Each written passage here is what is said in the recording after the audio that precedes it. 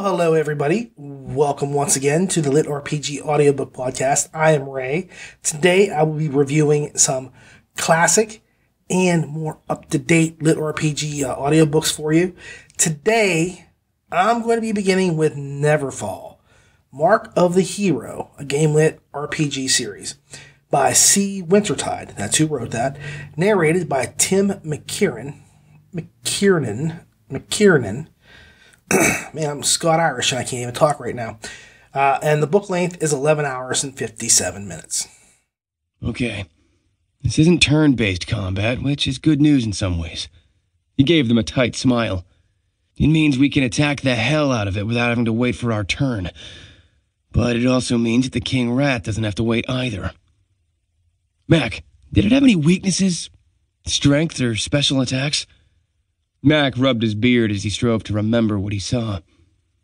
Nothing as to the first two, but it had one special attack called Swarm. Don't know what that is. We're likely going to find out, Luke said. All right, Alicia, you're our tank. You likely can take more damage than any of us combined, so you should be up front and center. Of course. She crossed her massive arms over her chest. Mac, you're next up on the front lines. Make that axe count. So let me start off by saying Neverfall isn't a bad book. It is a fair bit predictable, and it definitely has fairy tale moments. On the upside, this is one of the better books that you can use to get a young listener into the genre. I would almost call it a young adult, but I'm afraid to go there because I honestly, it isn't overly gory and filled with sex and a lot of swearing. I mean, honestly, I can't remember if there's any F-bombs or S-grenades or B-mines. Do you guys know what B-mines are or S-grenades? Never mind. But don't hold me to that, okay? But I still think it would be really good for kids. Now, there were some issues, and I had a couple, 3 or 4 issues with the book. Nothing that the book can't survive and will make you not want to read it, but one of my biggest complaints that come about a book in LitRPG is the amount of time it takes to actually get into the game that they are playing. The game that is the book is about should be entered in a rather relatively rapid pace. Okay, I can go maybe 2 chapters in before I would think, what's going on here? Now here, I'm just going to put it out like this. This is how I looked at it. The book is about 12 hours long. And it's seriously, and I'll tell you how I know this, it takes about 4 hours for the characters to actually get into the game to play Neverfall. 4 hours. 4. That is 1/3 of the book. Because 4 and then out of 12, that's 1/3. Me not good math, but me no 1/3. All right.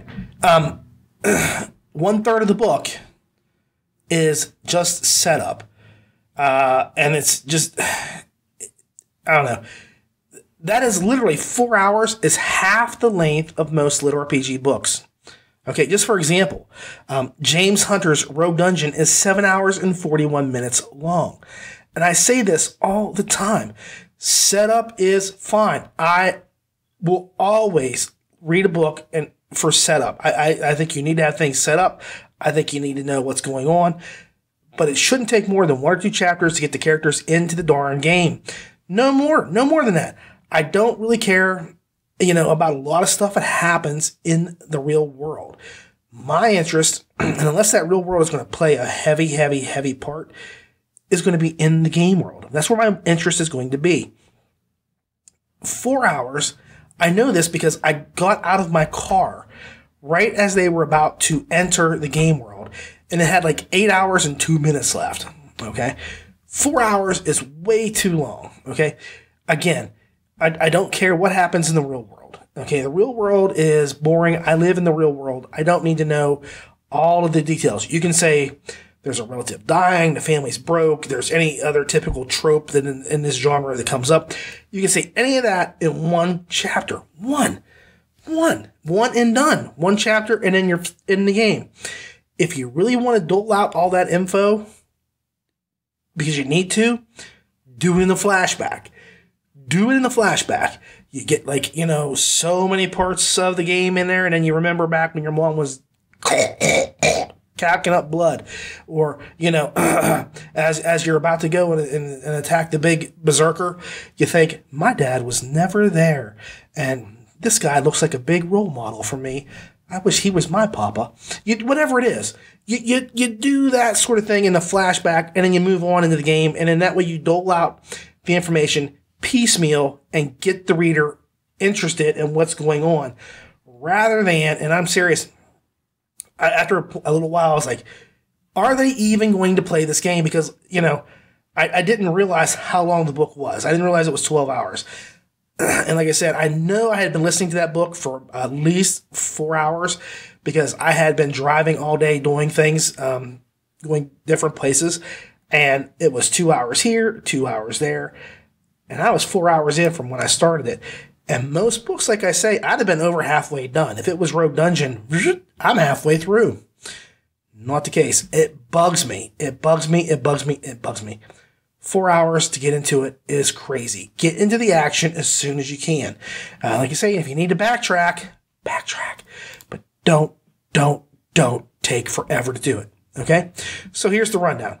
A kid whose mother is dying ends up going into a video game to to help her, amongst other things. I don't want to spoil anything.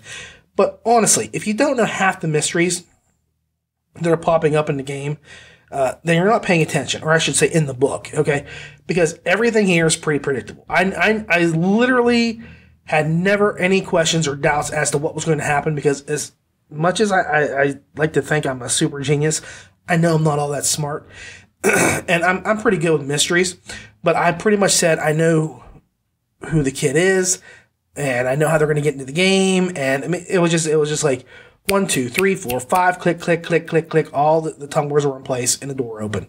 Like I say, that is the biggest problem for me with the book, is its predictability.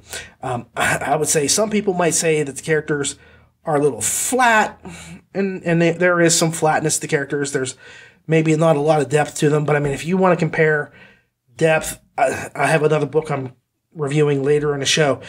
Pick up the Zombie Slayer and look at the characters there compared to the characters here. The characters here have a lot more going on for them than the other book did.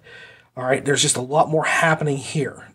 So, basically, the kid goes in to save his mother because he gets paid to go help a rich businessman who is basically like Bill Gates or Elon Musk, full of money and super creative, and they were supposed to go in to the game at the highest possible levels with the best gear to start off on the final boss, who they have to defeat. But predictably, that goes... I mean, you get the idea. I think you already know from what I've said what's going to happen. Do you think they're really going to show up in their super armor and be full-powered and do everything? Let's just say from there it's a struggle to survive and face the final lord. Now, Tim McKiernan does do a pretty decent job on the story. He does voices, both male and female, pretty well, and really goes out of his way to make the Darth Lord sound like a Darth Vader if he were a heavy drinker. And that's fine, because that's part of the joke in the book, is, the Dark Lord is Darth Vader, and the main hero is Luke. Okay? So it's Luke versus Darth Vader. And it's just one of those little ha-ha moments, and if you find it funny, fantastic. If you don't, that's great. It's not a big part of the book, but it's just there. Now, the only thing I really took umbrage with his voice was that his Dark Lord voice and his dragon voice were pretty much the same thing. I would have liked to see him done something different for the dragon, because the Dark Lord plays a pretty good prominent part, and he talks a lot. The dragon, not so much, but if I had lined him up and said, pick out who this is without saying like what was going on, you'd never be able to tell them apart. At least I don't think so. I think it was very, very similar, in my opinion. I did enjoy him a great deal, and I look forward to hearing more from him in the future. McKiernan, what the heck? My father is going to kill me when he sees this. Scott-Irish, and I can't say a simple McKiernan. Okay. I think he's a really good fit for LitRPG. I really do. I think he's a really good narrator, and I think I'd like to hear more from him in the future. I think he carried this book pretty well. And I think he made it more interesting than what it probably could have been, or what it, on paper, because he adds a lot to it. I would say like a good narrator can elevate a story, and I think here he does that too. Because I'm gonna just come right out. There was another thing that really grind my gears. And there's like this Trinity Matrix moment, and you'll recognize it if you listen. And my stance on death in books. Death should matter, and people should die. If you have a game where characters can die permadeath, then make all deaths permanent. Don't wuss out. That's my final word on that, okay, for this book. that really was my big and I literally took a lot off for that moment alone, just because it was such a wimp out and it was such a cheat. And I don't want to spoil anything, but you'll know the Trinity moment when it comes. It just was unfair to you as the listener, because I was like, holy crap, he just did something really major. This kid, this guy, Wintertide, he's got some balls. He just did something really big. And then he yanks that rug right out from underneath of you. And I really got upset with that, because it's such a cheat and it's such a weak writing way of doing things. There are so many things you should do to avoid that situation that altogether. My final score, and I'm being generous because I thought the book, even though it's predictable and it kind of has like some characters who are very, predictable. I mean, like, honestly, if you go back to the characters, there's numerous different characters in the book that the main character hangs out with Luke. And you can just pick them out and you say, that's the angry dwarf or the dwarven fighter. There's the loot queen who just wants to get all the loot.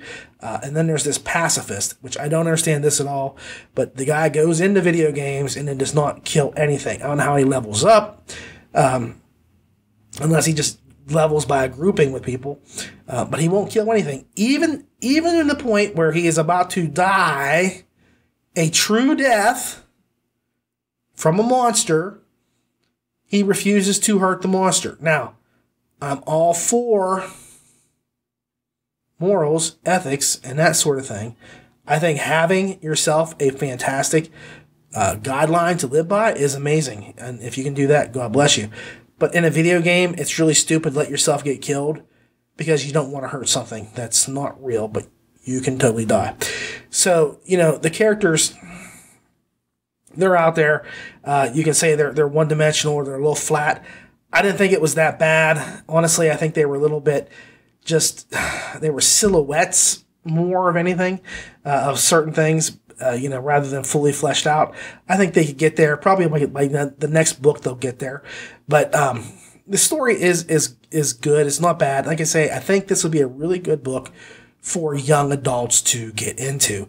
But overall, I had to give it a 7-point score just because there were no surprises, and it just took so long getting into the stage of the gameplay.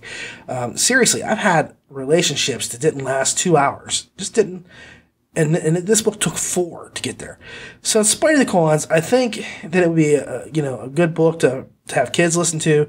But if the predictability of this series continues, or the silhouettes of the characters aren't more fleshed out, I don't think I'll be following along after the book 2.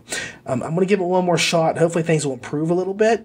But for right now, it's a 7.0. And I really debated that because I just felt like the writing was really good. And in some spots, it's well written.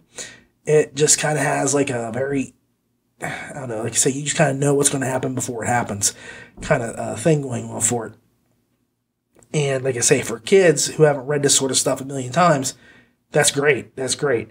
But here, I think I need one more book. I'll give it a shot and see if things work out better. After that, I'll be done with this series. So that's it. That's all I can tell you. Just make your choices based on that. All right, so our next book is The Renegades, Bard from Barliona by Vasily Mehenyenko, translated by Eugenia Dmitrieva and Boris Smirnov. Narrated by Andrea Ems with a book length of 11 hours and 2 minutes. Got up and brushed past Toad on his way to the mirror. What a wreck! He made a revolted grimace at his reflection. We're rockers, Michaels, a dying breed. When it comes to the quickly fading epoch of true rock and roll, you could say we're the last of the Mohicans. And here you are, part of the problem. All you seem to want is less lyrics and more cleavage. So let's figure it out once and for all. What do you want, rock or striptease? Why not both? Toad chortled. Happily, though, this concluded any further discussion of surgically augmenting the band's creative journey, for the time being at least. All right. Charsky plunked down beside my armchair and gave Toad an unkind glance. Next item. What the feck did you wake us up so early for? Last night we toiled at that corporate gig thing until 2, and then went quaffing. And you won't let us sleep it off.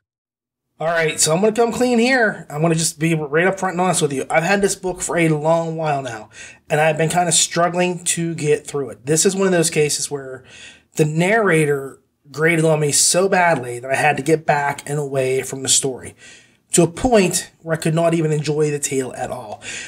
It was really like I felt like Andrea Ames, and I don't want to sound graphic here, but she just kind of laid there and let the story do all the work. There was very clearly, there was no love for this project in her, in my opinion. And there were points where I felt like this was just another assignment that she felt like she had to get through. I honestly beat myself up. Okay, I beat myself up over how hard I perceived this. Okay, because it felt very sexist for me to think like it was a prostitute taking money and just walking away when it was all over with.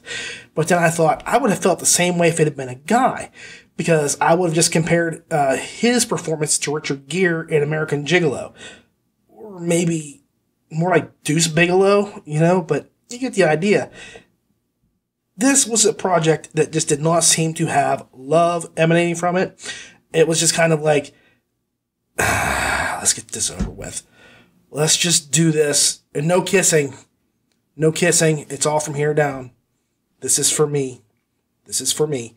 So, that's how it felt. And I hate to say this. I mean, like I said, I don't really want to beat people up. But this story, I could not get through this. I seriously struggled time after time to get into this book. And I had to force myself to come back. And I seriously did not want to finish it. So enough beating her up, because I just realized I have yet another book of hers. Yeah, I do have another book of hers to listen to, because I just looked at it when I was doing my notes for the show and it didn't click. I looked at her name, and again, like I said, I don't pay attention to those things, but I know I have Conquest by R.M. Mulder, and I do believe I saw her name there. So I'm going to pray that it works out better for her there than it did here. Maybe she'll like that kind of a story. This one did not seem to have been made for her at all. And I get it's a female main character, so we're going to use a female narrator. But I'm going to just say this right now. Andrea Parsnow has proven it doesn't matter what gender a person is. A great reader can pull off either gender, either way. And so like Jeff Hayes is the exact same way. Jeff has like 8 female voices that he can pull out of his pocket at any time. 8, at least. I can just boom, boom, boom. He just throws them out there like nothing. And he could do an entire perspective of a female in a story and nail it. Even though he's a guy. For the same way that Andrea can read Wild Waste and Vince and just nail his character 100% down the line, even though she's a lady. So it did not have to be that way. And I just think that, and I don't know for certain, but I get the impression that they have a deal with some company, and the company just picks the narrators to fit. And they said, oh, well, the main character is a woman, so we'll just have this woman here do this. I don't know, but let me just go ahead and move on before I go crazy here. Excuse me. One of the things I will say about the game is the game mechanics are, these explanations, they're a little bit thin for me, okay? But I'm just guessing, that is because this book is set in the same place as Way of the Shaman. Now, my issue is I haven't read Way of the Shaman, so I need a more detailed idea of how things work. That would have been a nice touch. You can't assume that your listeners or your readers know everything about this book coming into it. If it's a separate book from the main series, you got to put stuff in to give them traction to grab. And it was there, but it was pretty thin as far as I was concerned, because I know they added stuff, like the Bard class, I think, or at least her race, which is the Biota. I know that was a new race in the game. And I would have liked to have known what the other stuff was, in a greater detail. Things like that. Just throw me in more of a bone. Give me a lot more than just like, here's this, that, and the other thing, and you just run with it. I needed a little bit more info. But, it wasn't that I couldn't follow along. I would have just liked more. That's all I'm saying. Another thing, and again, I kept stepping away from this book periodically, so I might be off on this, is that the MC, the main character, and I can't remember her name either because I just kept stopping, had a very by-the-books approach to how she did things. And then at the end, all of her strategy was kind of tossed out the window at the last second. And I don't understand why. Now, I do think the twist that caused this wasn't too bad, but it might be just like something that I forgot from taking breaks from the book. But because I was listening at it like maybe about an hour at most or less at a time. It was just weird to see how she did everything right. Like, I have to do this, and this. And they get to the end and it just craps out on a whole process of doing things. It was good for the story. Like I say, there was a twist to it. There were reasons. But it was just kind of weird to just see somebody give up their strategy or their way of doing things so easily. I would have assumed that there would have been a lot more going on there. Now, really, I honestly feel bad about doing this review because I don't think the story had much of a chance in competition with this narration. You want me to be really honest? I can't remember a single name of any of the characters in the book. I couldn't even tell you the band name, okay? Because that's what it's about. It's about a band that goes into a video game, and they go in so the lead singer can get some inspiration and have some fun. And they do that. They have their fun, and she gets her inspiration and stuff. But I can't, for the life of me, and I just listened to this 5-6 days ago, I can't remember a single character in the book. Not one. And then that tells me a lot right there. When I can't retain something, I don't think it's because of the writing. I don't believe it was the writing that did it, because I could not take Andrea M's narration at all. It's just something about it. It got me. And like I said, I know that, these publishing houses that give you the option, let us do this for you and we don't charge you anything and we get X amount of dollars. That's great because sometimes it's a hit. I know A.J. Markham caught Iggy Toma for Succubus by complete chance. He had nothing to do with that decision whatsoever. And this is the other end of the spectrum. I don't believe that the writer would have made this decision to go with her if he had listened to her for any period of time. Now, I could be wrong. And I don't know what anybody else thinks of this, because this is my opinion. And for me, the narration is what makes or breaks a book. And this one really crushed it. I know I'm going to come down kind of hard on Zombie Slayer a little bit with the narration there. But here, holy cow, I just did not, I could not listen to it. My final score is 6.5 stars, and I will say the written word probably will translate far better than it has here audibly.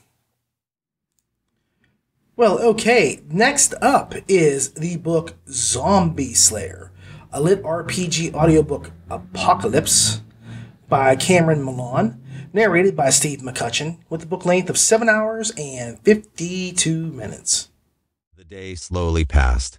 Everybody was on edge, and most of the classes ended up being free time. That was the worst for Eric. He wasn't an avid reader, so he was bored the entire day. At 1:29 p.m., a screen appeared in front of Eric. He thought he was asleep at first, but when he heard audible gasps coming from around him, he knew it was real. He read what was on the rectangular screen. System initializing. Stand by. A girl who sat next to him, Rebecca, exclaimed in shock, "What is this? Can you guys see this?" Eric looked over and found he could see the screen in front of her as well. The message was the same as his. He immediately noticed that his screen followed his line of sight. So, I am a big horror fan. I'm working on a horror story right now myself. I've got a couple on Amazon that are just shorts that are free in Kindle. So I love horror. I am a big fan of survival horror.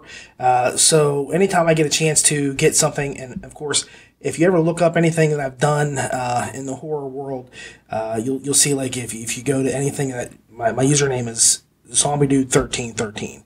So if you see Zombie Dude 1313 or ZD 1313, that's me.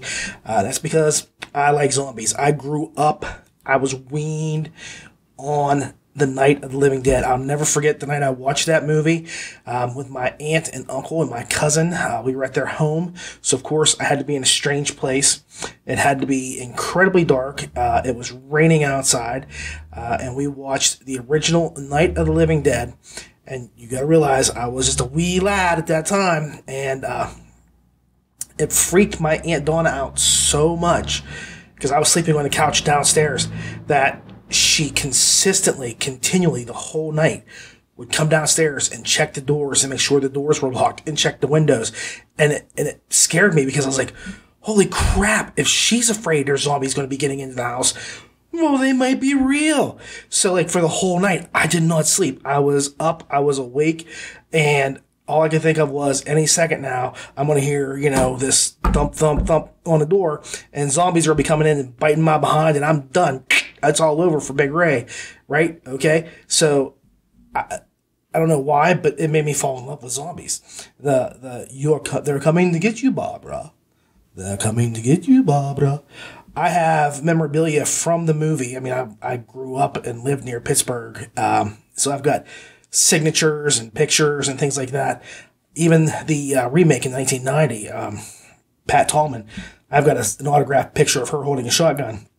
I love it. It's one of my biggest treasures. So when you put LitRPG and horror together, I'm going to be there. But you slap in some zombies, and man, I'm on that like flies on poop, I guess.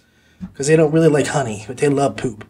So anyway, I saw this and I said, I've got to get this book and get through it as quickly as I can. And I've got this huge backlog. I mean, people will say, can you check this out? Look at this book. And I've got, Jeff saying, get this book. And I'm like, okay, I've got all these books to get to. So I've got like a 3-week or more backlog of books I've got to listen to. So as soon as I can, I get to them. And I don't jump ahead. I really don't. As much as I'd like to. I'd like to say, man, I've been waiting for Divine Dungeon to come out, and I have all these other books ahead of them. So I do keep it in the queue, so to speak. It's kind of like that Netflix queue they used to have back when you get those little DVDs in the mail, and you'd wait, and sometimes you'd cheat and jump up one. And I don't do that stuff. I just let it ride until it gets to where it needs to be. And I do the same thing because it's not fair for somebody who gets something out earlier. And they have to wait because something I'm really anticipating. So, let's just say, for example, like say Divine Dungeon, where that pops out and I put that ahead just because it's a book I really, really know I want to listen to or read. I don't do that. So it goes in order. And so I've been waiting to get to this book. So if you may remember, Cameron Milan, wrote the Desire books, which is where people with tattoos got superpowers from the tattoos. And then in book 2, there was this hyper evil super orc that came to Earth, and they had to fight this evil orc, and then some of the other heroes turned evil and that sort of thing. I hadn't realized he had written this. I had not, because I usually just grab books. I'm like, okay, that looks good. That's LitRPG. That's Gamelit. That's LitRPG. I get them in unless somebody says, can you check this out? Or Jeff says, here's some stuff. Get these books right here. We're good. So I do that. And as time goes on, I get to kind of get the surprise of, oh, I didn't know, Andrea Parsnow narrated this book, or, Dakota Kraut, Road to Completionist. I had no clue. So, as time goes on, I get to see these things as it just pops up. And I had no clue that Cameron Milan had done this. So, I came into this with no expectations. And the truth is,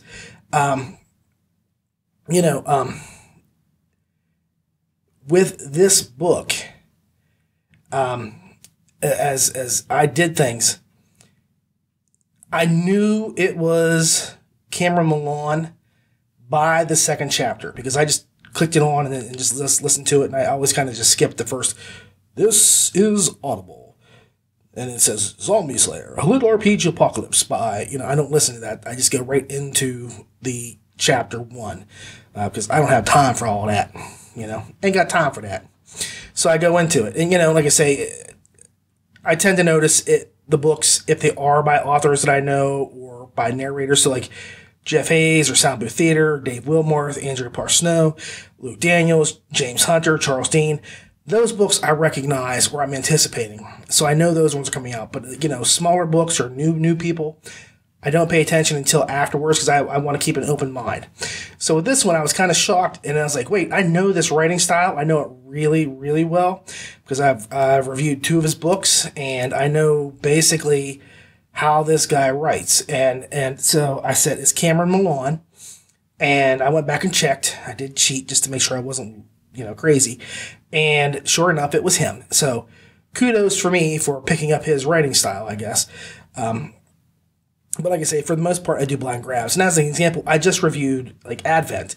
And I had no idea that Luke Daniels had been the narrator until I heard him speak. And I'm like, well, holy crap, so things do fly under my radar.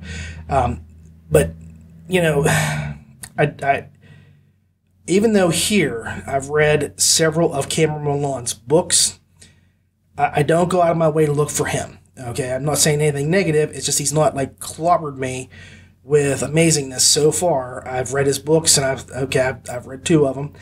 And it's kind of like a bologna sandwich. I'll eat one if someone hands it to me, but I don't go out of my way looking for a bologna sandwich. It just kind of happens. Either, my wife says, we have bologna here today, eat this sandwich for lunch, or I don't get bologna sandwiches. And it's the same thing here. I just did not realize it was Cameron Milan, so I wasn't anticipating anything. So like I said, I recognize the style 2 chapters in, and the reason is his writing is pretty much story over substance. And what I mean by that is he gives you a lot of flash, but there's not a lot of depth in what goes on. He gets an idea, it's an interesting idea, but then his characters, and I mean all of his characters, are really 1 or 2 dimensional creations. They don't seem to have any distinct personalities, and that goes from the main character right down to the faceless NPC who gets, chomped by a zombie 3 sentences after the zombies attack. They are all very interchangeable in their actions. Honestly, and I mean, there were 2 characters who were friends at the start of the book. And it was the main character and then his best buddy. And unless the main character, and I can't remember his name, I'm sorry, it's just forgettable, I can't remember his name. I want to say it was Eric, but don't quote me on that. But unless the main character was literally saying, this is the main character here, I couldn't remember which was which. Like when their name popped up and they were talking about the guy, I had no clue what they were talking about. So basically, here's a rundown of the book. The Earth passes through a strange interstellar cloud that places it and its inhabitants into a video game-styled event. They are given the zombie apocalypse to contend with as the game that they chose, so to speak. It says, this game has been chosen. So that's the game that they have to fight against is the zombie apocalypse. And all I can say is with the rate of attrition at their fortified location, if it is equal to what happens around the rest of the world, the rate of attrition is so high that humanity would pretty much be roadkill within probably a month. But I'll be nice and say within 6 months, there won't be a human left alive because they go from, 800 kids to 100 kids to no. So it was just really bizarre how easily it was to kill them off and then consider that there's still this possibility humanity was going to survive. Now, in one aspect, the book does remind me, and like I said, I've read a lot of books, so I'm going to just throw this out there. It reminds me of an old zombie novel called Skeletons by Al Serentonio. And pretty much the same thing happened there. The Earth passes through an interstellar cloud, and the dead rise as intelligent skeletons there, and they start killing everybody. And these skeletons have like a haze of who the person was before them. So what happens is everybody who's ever died, and I mean everybody, comes back to life. And the zombies hate the living, and they start killing all the live people. And the only person that like realizes that if things continue, the human race is gone, is Abraham Lincoln, who has come back from the dead. And this is after Richard Nixon has been assassinated in the presidency and so on and so forth. And Lincoln kind of steps into the presidential shoes, so to speak, again. And so he fights to save at least 2 humans from utter, complete extinction. That was the book. So the whole thing with the entering the cloud, and the whole premise of that was that happens every so many millions of years, and the last time it happened was when the dinosaurs had gone through it. So, the interstellar cloud thing and then the undead, it just kind of like clicked in my head, and that was really the only connection. But I really wonder if Milan read that book, because it was just so, I don't know how to put it anyway, it was so strange an idea for 2 writers to have this same concept of like, this is what raises the dead and the cloud does this. I don't know, because as soon as they pass out of the cloud, it's all done.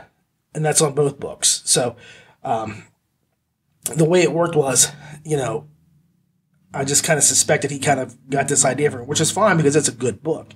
But I just thought it was weird, and I just wanted to bring that up and point it out. So another thing is, I like it when characters die, but deaths need to sort of serve some sort of a purpose. Some can be used to show how dangerous a situation is. Some should be emotional. Some should drive a character in another direction or just jar the reader. Like, you need to have like this zombie jump up and bite somebody's face off. That's great. It needed to happen. I don't want one of those stupid cats jump off the trash can in the alley things. I want like real things happening. But here, the characters, and I hate to sound like this, they were just picking numbers and lining up to become zombie chow. There was no depth to them at all. And here's where I will say, like, with the main character, at the start of the book, and here's where I say, okay, the setup was there. He lives at home with his mother, his sister, and his almost invalid grandmother. She can't do anything for herself, and that's why they live with her. And he's at school when this zombie apocalypse starts, and he gets really concerned about his mother and his family. So he like does everything he can to get back there to save them and get them back to the school in order to preserve their lives. And then you go like 10 zombie attacks in which the school was overrun several times. And at no point, and it wasn't exactly 10, but you get my point. No point does he ever say, oh, I wonder if mom or grandma are okay. And then when they do show up, it's kind of like, yeah, mom stopped by to give me a bologna sandwich, So it was just weird how that was, because like I say, with Milan, I just almost broke into a Disney song with Milan, because it's Milan and not Mulan. But okay, anyway, I got to keep focused here, folks. As things went, he only focused on leveling up and powering his character up, just like in the Desire books. If you've read the Desire books, all the characters that are superheroes, all they do is struggle to become super duper more powerful than the Dragon Ball Z guy that comes down and destroys everybody, Goku, because he's so powerful and can crush a planet with his eye blink. Well, they've got to be stronger. That's how his characters are, and that's how they were in Desire, and that's how it is here. The main character, he does nothing but go out and grind night after night after night after night after night in this attempt to make himself more powerful. And, it just made it where every character in the book had this blank face to me. I just did not see, anything there with them at all. So it was just like, really, if you like grinding, then this is a good book for you, because there's not a lot of characterization and there's not a lot of depth to the characters that are there. but the book grinds a hell of a lot. He's got the lit stuff going on, and he does level up and power up until he's like the most powerful human on the planet. But it's a never-ending quest for power. That's just what this book is. So at least Milan is consistent. This is basically just a character grinding for about 80% of the book until he faces off against a big bad at the end. And that's it. There's nothing else to it. I mean, if you want to know the truth of it, there is not anything else going on in the book other than the grind to get to the end where he has to fight a super powerful monster.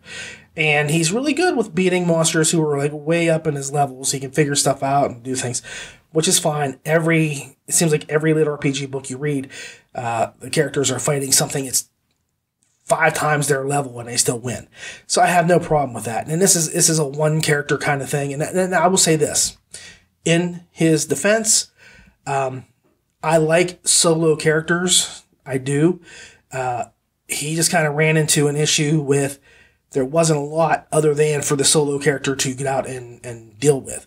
He just he had to go fight the evil humans, or he had to go meet the vampire out in the parking lot every so often, or whatever it was.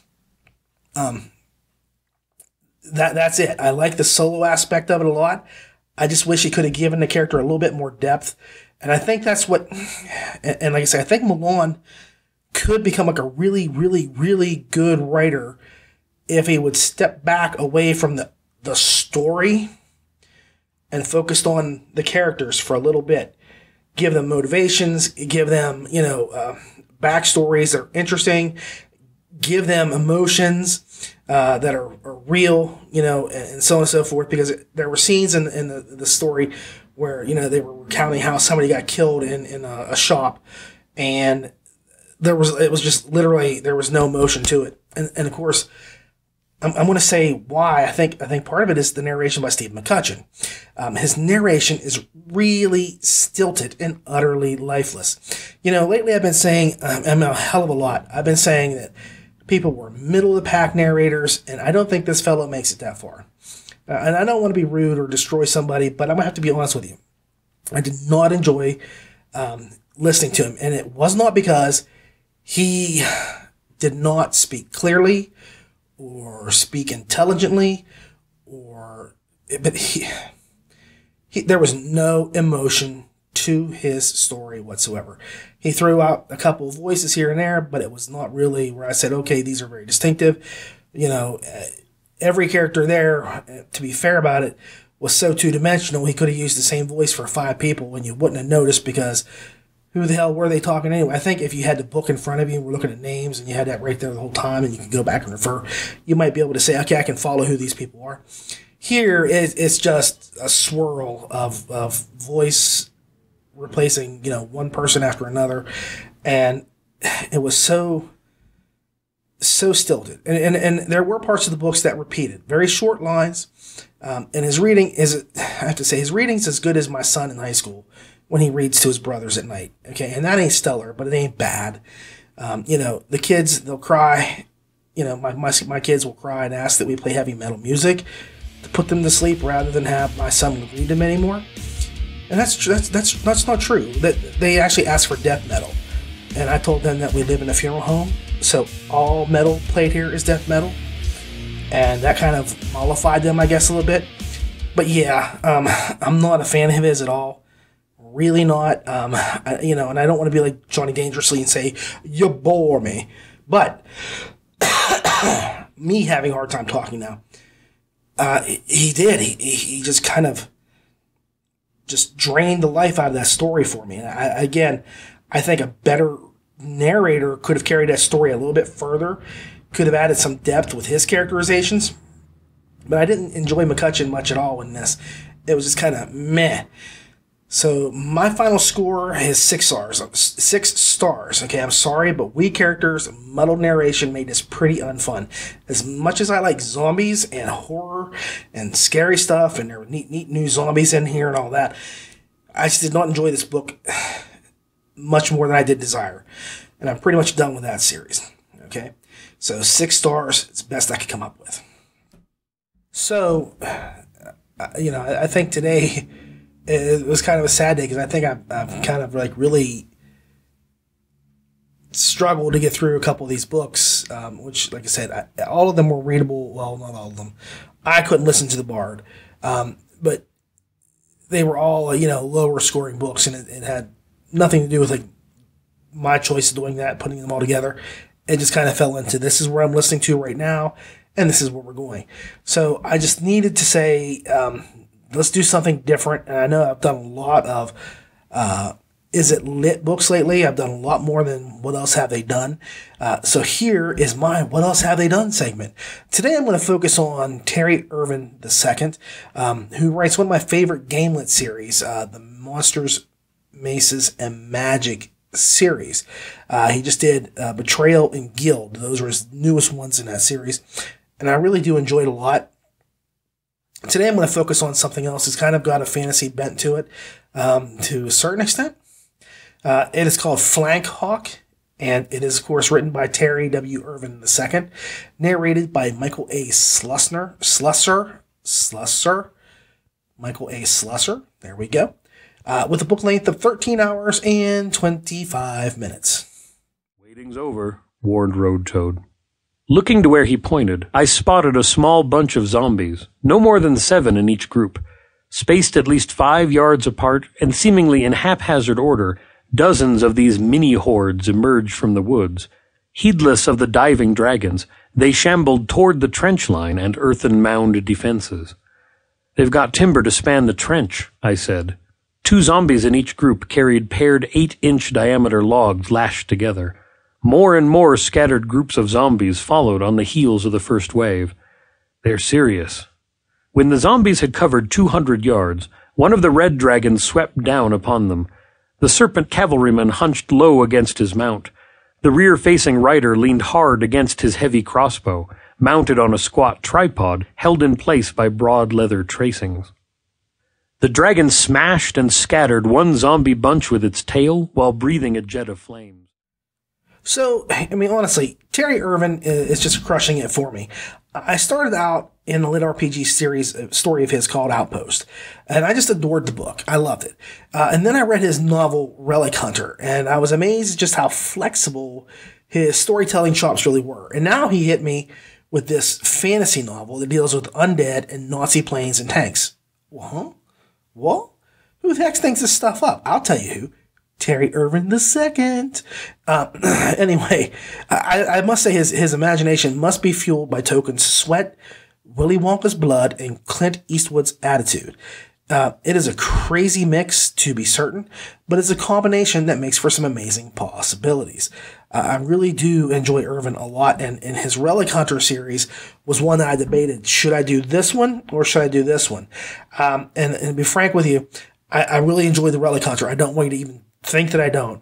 I'm more of a fantasy bend kind of person. Sci-fi is great. I love sci-fi.